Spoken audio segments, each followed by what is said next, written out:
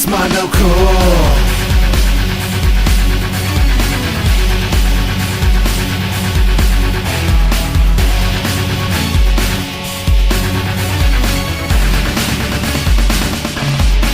It's Mondo Cool.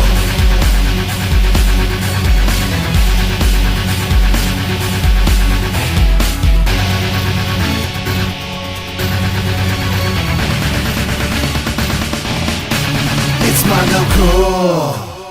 That's right, boys. Mondo Cool. I'm JerryTerrifying's Pixelated Head, and you're watching episode 2 of Mondo Cool TV. First things first, we're going to be taking a look at the Microsoft Xbox LAN capabilities. Let's check out some hot multiplayer action. Alright, today we're talking about LAN video gaming. I'm going to tell you what you need to set this up on your own, and some tips, tricks, things I've learned, and basically walk you through how to set it up if this is something you're interested in doing. LAN stands for Local Area Network. So what that essentially means is you need a piece of networking equipment called Ethernet switch, or you can use a router if you happen to have one of those on hand. I got this on Amazon for about $10, and a friend donated this to me because I need as much networking gear as I can get because I want to constantly expand and upgrade my local area network. So basically what you do is you hook up all of these different consoles. Now, PlayStation 2 has some games that work with System Link, but your best bet is really to use Xbox, because Xbox's big thing was Xbox Live and online gaming. And most of the games that support Xbox Live have System Link built in. So since the original Xbox Live feature is dead, you can still get a bunch of Xboxes in one room, hook them all up, and continue playing with your friends. So it plays like Xbox Live, but it's all in one room with friends that are actually there, so you can get rowdy and distract each other in real life, which is a fun tactic for multiplayer gaming. So what you're going to need to do is you need to get however many Xboxes you have, and I recommend having one Xbox per TV so that each player has a full screen. But if you can't do that, the Xbox has 4 controller ports, so you can have 4 people on each console playing split screen and still connect to someone else on another Xbox. So what you need to do is hook these up with your, video and power cable to a TV, standard stuff, and take an Ethernet cable, plug it into your LAN port, and then take that, plug it into your LAN switch. Then what you'll do from there is your second and third Xboxes, you hook them up and you take their LAN port, you plug a cable in, plug it into here, so that they're all networked together, nice and neat. So what you do is, after that, you take a game that supports System Link. My personal favorite is Battlefront 2. It's, fun head-to-head co-op, well, not so much co-op, but competitive multiplayer. And lots of fun modes. You can fly spaceships, you can run around as Boba Fett and battle Luke Skywalker. Lots of fun.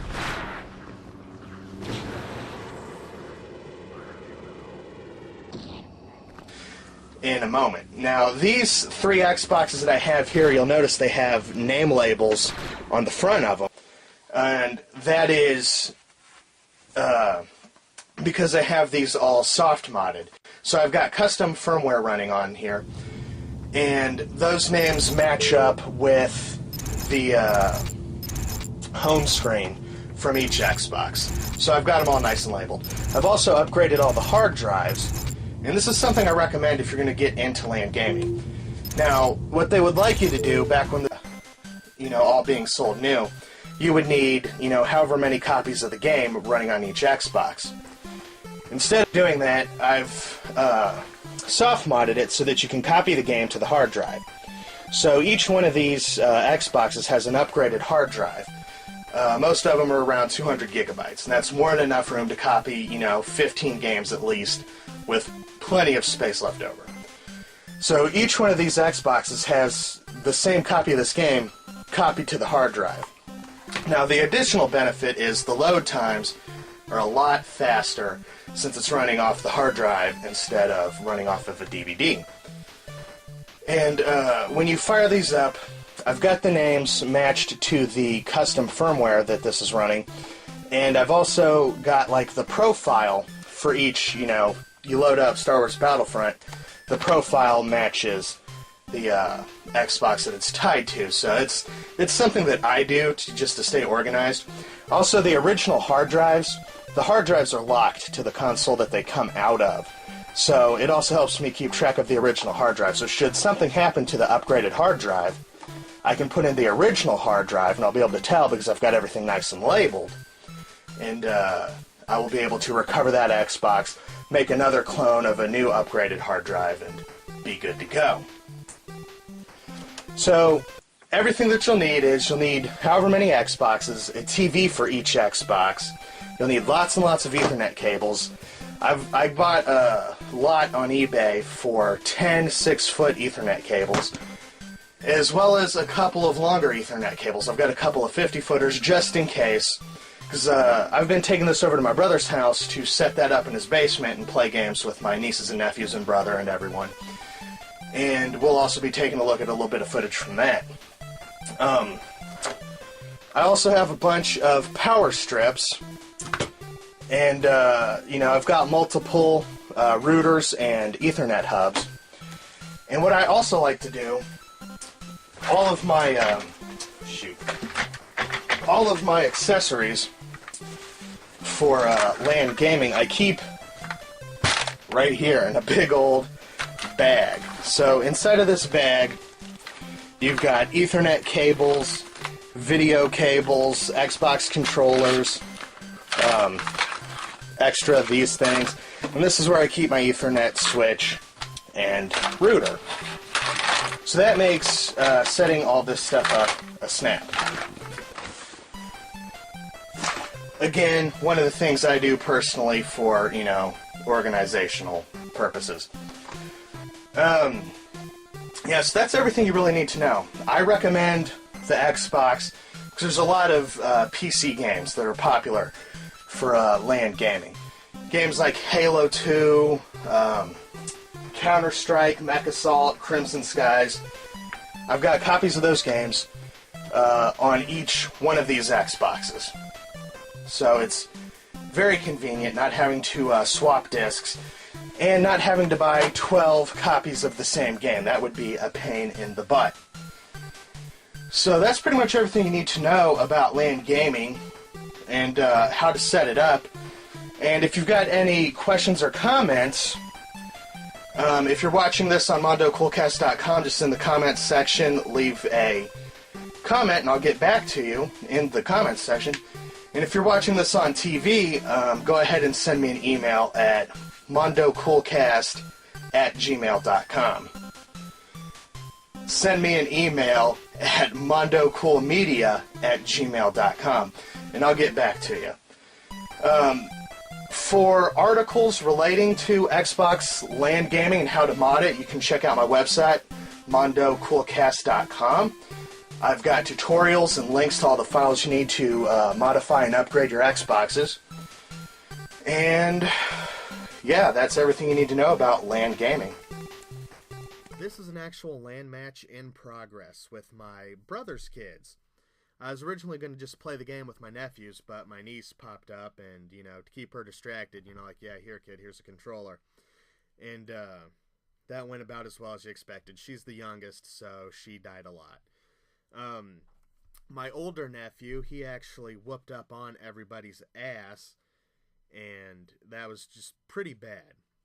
Now, for this LAN setup, like I said, I only intended to have the three of us playing at first.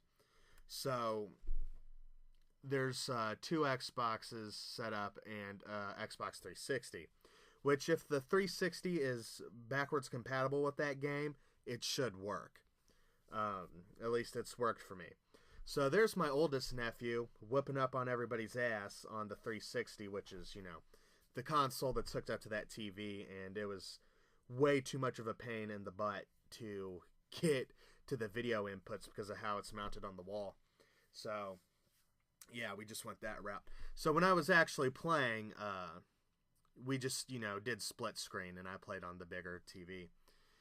And they had a really good time. They're really interested in it. I told my nephew the deal about setting up some LAN game tournaments, and he's all about it. So hopefully once I get Mondo Cool Games up and running, I'll be able to just tell him to bring a couple of friends and a couple of bucks and set up some tournaments and see how that goes. But, I wanted to test with actual practical data and actually, set everything up, see it laid out, and get some actual hands-on experience setting up a LAN match. So that's why we did this over at my brother's house, where there's a little more room in the basement to set everything up. Plus, he's already had 2 TVs down there, one in the corner in his office and one over in the general entertainment area. And then, only had to lug one TV downstairs. So it was a lot of fun. Got to hang out with my brother's kids, which is something I almost never do. And we had a pretty good time, and everybody enjoyed it. So if you get the opportunity, definitely set up an Xbox LAN match, because it is a good time. Now that was some excellent multiplayer mayhem. Next up on Mondo Cool TV, I'd like to welcome Mike Edstrom to the show with his cartoon, Game Shop Story. Let's check it out. Game Shop Story! Oh, dude, Fallout New Vegas is out. My graphics card died. What the hell am I supposed to do? Right now, my Enclave has no one to command them. No one. They're leaderless. You wouldn't have this problem if you didn't buy a stupid-ass Alienware. Oh, whatever. My Alienware is turbo. You just bought it because it has a stupid alien on it. I'll never expect you to understand since you got a badge. But I do it so people know what a really awesome gamer I am. Here, I drew a fucking alien on it. Now give me $5,000 for it. Oh, yeah, like that's gonna work. Ah, crap, what am I gonna do? I got literally nothing to do. I'm gonna lose my mind. Just read a damn book. Hey, books are gateway drugs to other activities. Next thing you know, I'll be outside. Outside? Dude, it will be totally good for you. Oh, fuck that. What if a leaf touches me? Holy shit, Justin. You're such a fucking pussy. There's bugs out there. I ain't going out there. Why do bugs bother you? Oh, whoa. Bugs are mad messed up. You ever see a stick bug? Those things are freaky. All standing there pretending to be sticks and shit, ready to pounce. Oh, whoa, I think I'll sit that one out. Spare your poor family the shame. If I were you, I'd just throw myself on your sword. Oh, Jesus, man, I'm gonna lose my mind if I don't play something like now. Well, I guess I could just put this shotgun to my mouth. Whoa, hold the phone. Did you just say only $5,000 for that? Oh, I'll take it. Here, let me load the shotgun. What the hell? An Oblivion watermelon?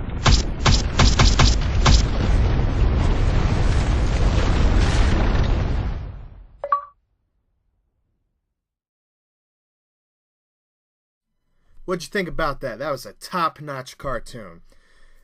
Moving right along, let's go ahead and take a look at the top 10 console countdown with console number 8.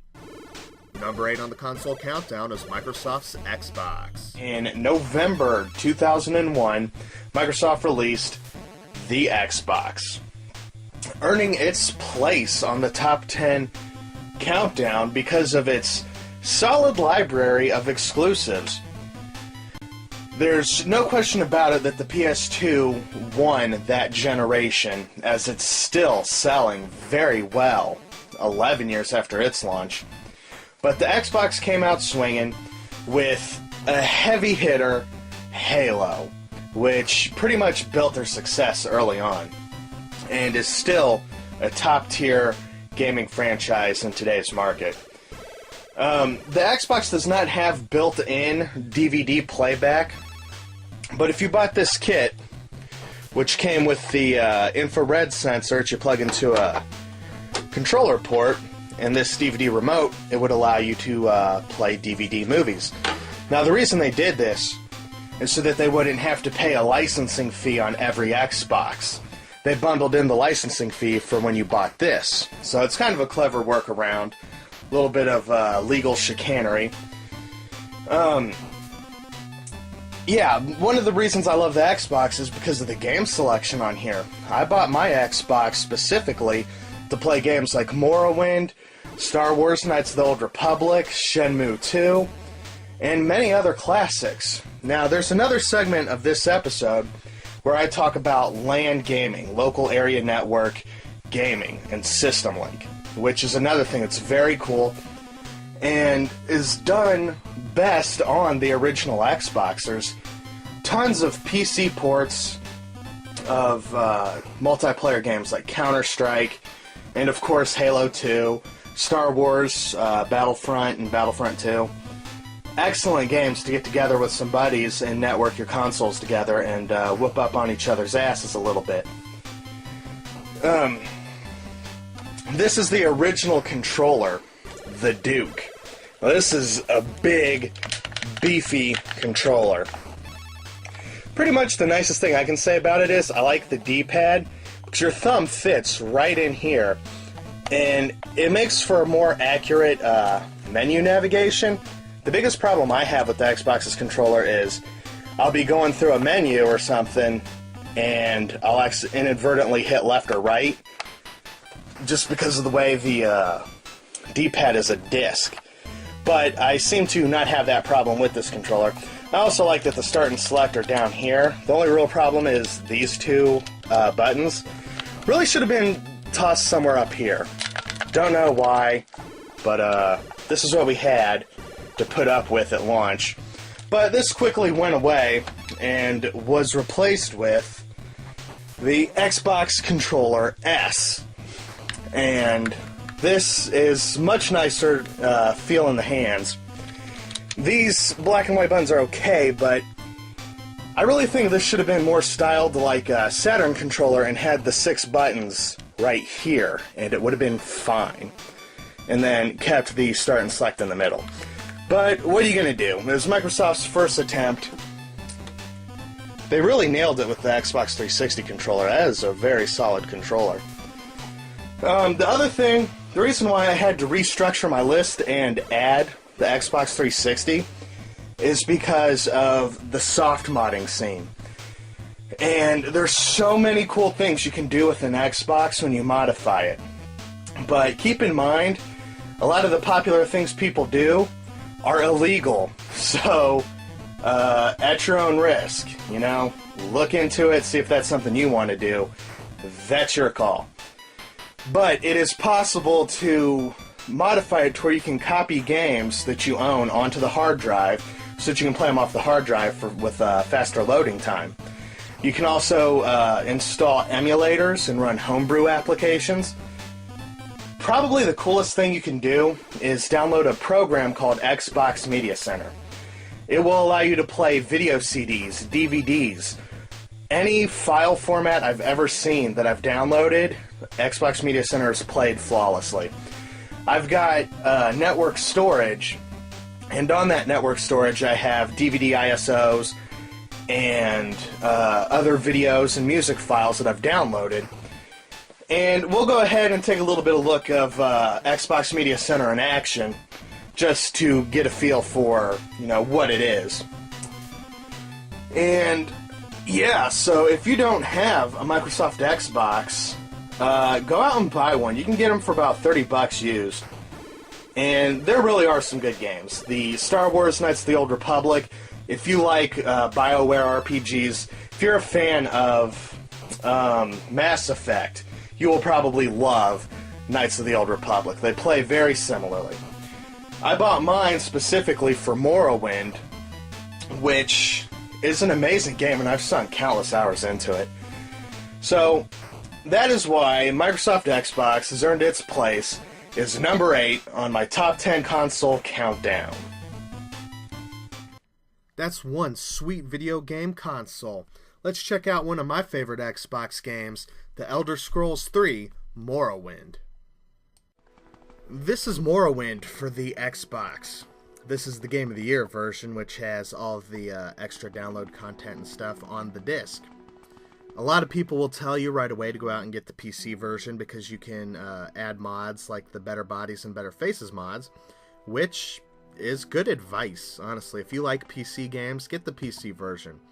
I personally am a console gamer, and I just prefer to have a dedicated machine and a controller to play my games. That's just how I am. This is a role-playing game. You start out, you have lost your memory, you're on a slave ship, and you've just been freed, and you're summoned to go, talk to a dude.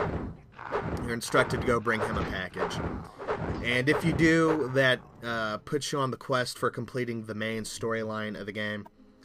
Or you can just go off into the world and explore and find people, take on odd jobs, see what's going on, help correct any problems or cause a few problems.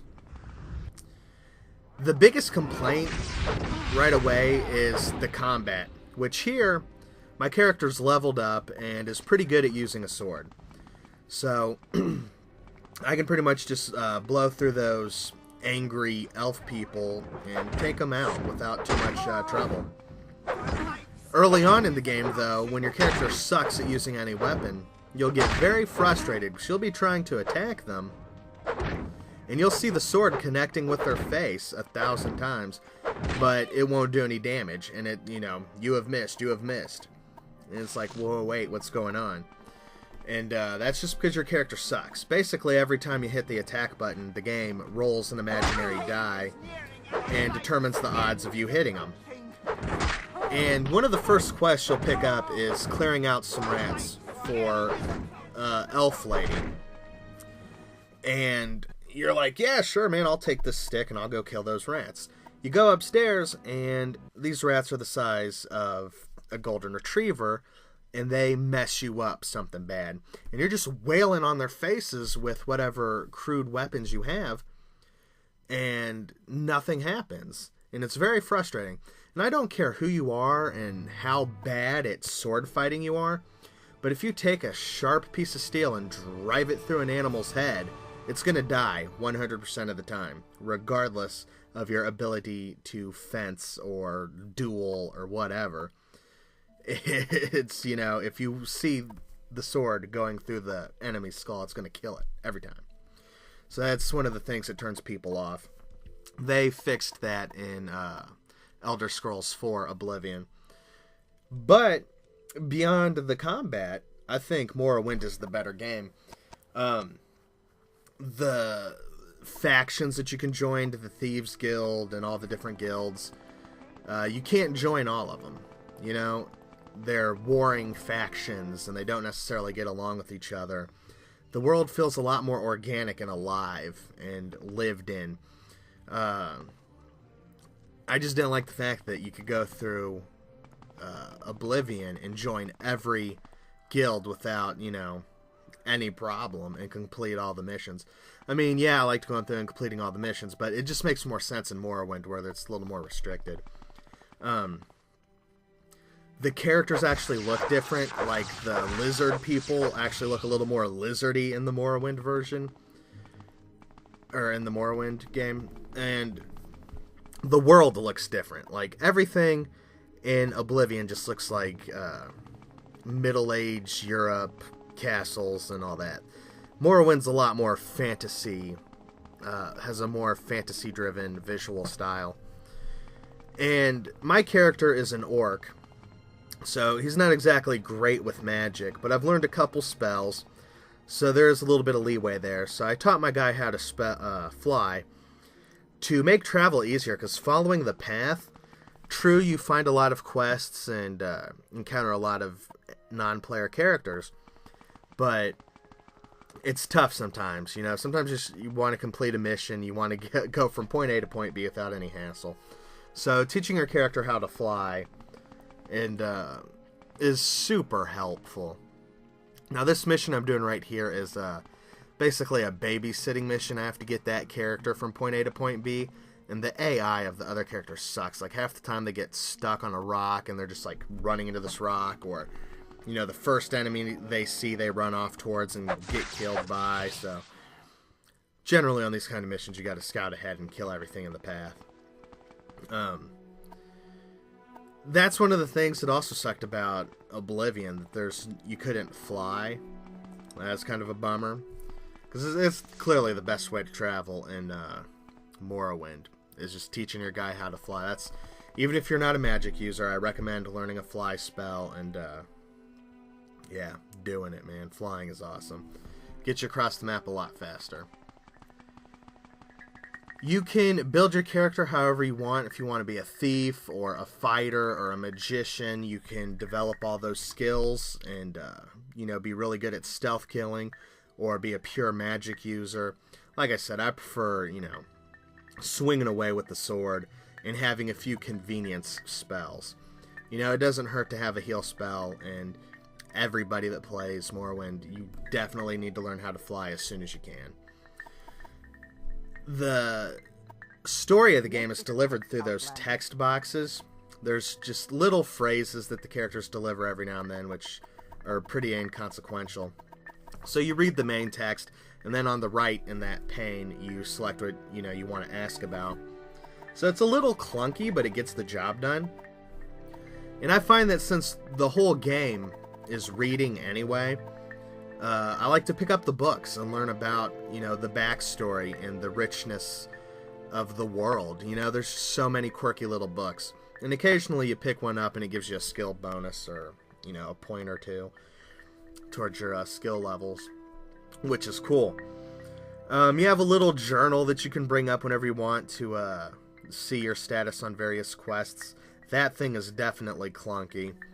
Like, there's no organization, so every time your journal's updated, it just adds that to your journal. So if you want to find something specific, you gotta root through the whole thing, and that can be a little cumbersome. One of the things that's fixed on the PC version. All in all, if you like role-playing games, this is definitely something you should pick up. Pretty much any PC. Like, if you're watching this show online, you can definitely run Morrowind, unless you're running an extremely ancient turd box of a computer.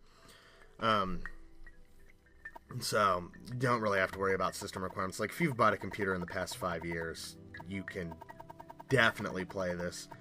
And I mean, even if you're running a 10-year-old PC, you could definitely probably run that too. The graphics aren't that great. Like, I remember when this game first came out, and I saw a video review of this on Toonami, and I was like, wow, that game looks ugly. And they're talking about how great the Xbox looks. That game looks like garbage. But that's pretty much just the characters that look bad. So if you play the game in the first person, yeah, see, that's what it looks like when you put it into third person. Woof. My character looks like doo-doo. And, but, most of the time you're going to play in the first person. If you try to play in third person, it's almost impossible to fight anyone. So, this is the beautiful scenery. Like, it's a very foggy land because of the draw distance is short. But, it's a fun game. I enjoyed it. I've sunk hours and hours into this game. There's people that have sunk, 200-300 hours into a character. And then, start a new character to play the game completely differently. And this is a Western role-playing game, so you can pretty much do whatever you want. Like, if you want to go through and do the main story, that's fine. If you want to go off and do nothing but side quests, that's fine too. If you want to be a good character, you can help everyone you see. Or if you just want to be a real jerk, you can go through and kill every non-player character. One of the things I have on my agenda is, once I complete the main storyline, I'm going to go through and clear out all the slave traders, because screw those guys. All in all, I give this game a hearty Mondo Cool. It's definitely a classic. If you own an Xbox, go out and pick up the Game of the Year version. You need to own this in your collection. And yeah, get used to those cliff racers, because those guys pop up constantly, and there are mods to get those out of the PC version of the game. If you like fantasy games and action role-playing games, pick this game up immediately. It's a must-play. It's a huge open world, and there's lots of things to be found, and it is always a good time. So, yeah, go check it out.